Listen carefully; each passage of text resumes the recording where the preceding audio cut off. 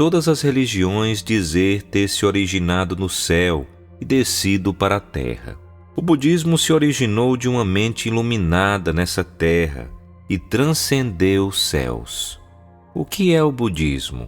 Essa pergunta é indagada por muitas pessoas que frequentemente perguntam se o budismo é uma filosofia, uma religião ou um modo de vida. A resposta simples é que o budismo é vasto e profundo demais para ser enquadrado em qualquer simples categoria mundana. Claro, o budismo inclui filosofia, religião e modo de vida, mas o budismo vai além dessas categorias. As categorias ou rótulos dados ao budismo são como sinais que indicam o conteúdo do que está disponível. Se compararmos o budismo com uma farmácia, ficará claro que os anúncios lá dispostos não curam uma pessoa de sua doença. Você toma um medicamento para se curar, sem se apegar ao rótulo. Da mesma forma, se o ensinamento do Buda é efetivo, então o use, e não se apegue ao rótulo ou sinal. O budismo não pode ser forçado a se encaixar numa categoria única ou ser limitado a nenhuma marca. Pessoas vivendo em épocas e lugares diferentes deram vários rótulos e interpretações ao budismo. Para algumas pessoas, o budismo pode parecer apenas uma massa de práticas supersticiosas. Para outro grupo de pessoas, o budismo pode ser um rótulo conveniente para ser utilizado para ganhos temporais. Para outro grupo, está ultrapassado. Para ainda outro grupo, o budismo é um sistema significativo de pensamento que interessa apenas aos intelectuais. Para alguns outros, ele é uma descoberta científica.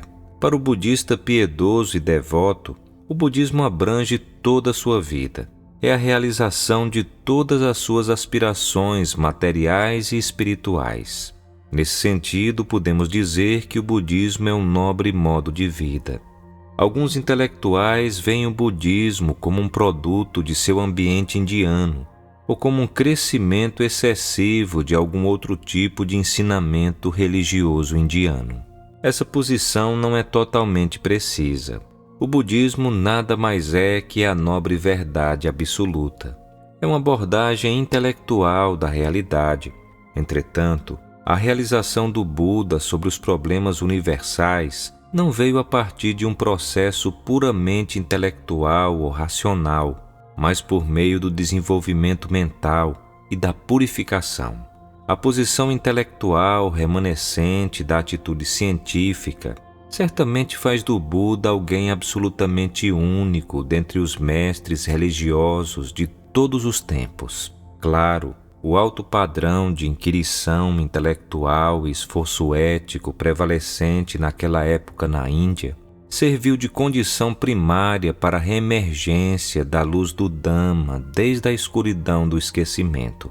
Milhares de anos de desenvolvimento religioso e filosófico deixaram o solo intelectual da Índia um rico e fértil depósito de ideias que formam o melhor ambiente possível a partir do qual as sementes do Dhamma pudessem brotar e florescer. Grécia, China, Egito e Babilônia, apesar de toda a sutileza de pensamento, não atingiram a mesma qualidade de visão que os sábios residentes nas florestas e montanhas da Índia. O germe da iluminação que nasceu, como uma semente alada vinda de campos distantes, de mundos no espaço e tempo infinitamente distante do nosso, esse próprio germe de iluminação encontrou crescimento e desenvolvimento no canto nordeste da Índia. Esse próprio germe da iluminação encontrou sua completa expressão na experiência do homem, Gautama Buda. A fonte de todo budista é esta experiência que é chamada de iluminação. Com essa experiência de iluminação, o Buda começou seu ensinamento, não com crenças ou mistérios dogmáticos, mas com experiência válida e universal que lhe ofereceu ao mundo como verdade universal. Assim sendo, a definição mais precisa para o budismo é nobre verdade. Lembremos-nos que o Buda não ensinou a partir de teorias. Ele sempre ensinou a partir de um ponto de vista prático, baseado em seu entendimento, sua iluminação e sua realização da verdade. Ele constantemente exortou seus seguidores a verem as coisas como realmente são. O budismo começou com o entendimento correto, corporificado por 2.500 anos na pessoa de Siddhartha Gautama. Quando o Buda introduziu seus ensinamentos, sua intenção não era desenvolver o conceito do self nas mentes das pessoas e criar mais ambição pela vida eterna e prazeres sensoriais.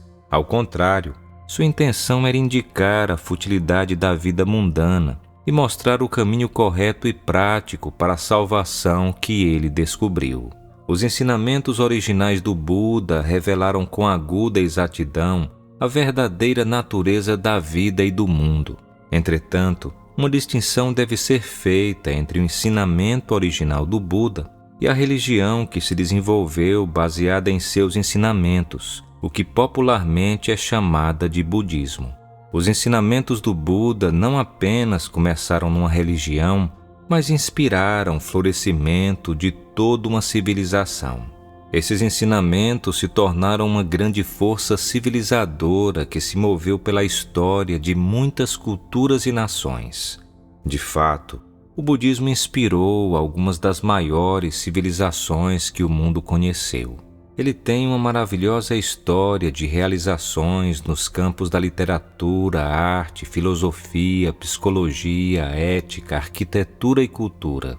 No decorrer dos séculos, incontáveis instituições sociais educativas foram estabelecidas nas várias nações que estavam dedicadas ao ensinamento do Buda. A história do budismo foi escrita em letras douradas de fraternidade e boa vontade. O modo budista de vida e prática tornou-se um modo de vida religioso racional, científico e prático para o desenvolvimento espiritual, desde o dia em que o Buda pregou seu ensinamento e mostrou o verdadeiro propósito e significado da vida e da religião. Tudo isso se deveu ao fato das pessoas terem tido a oportunidade de abrir suas mentes de forma livre.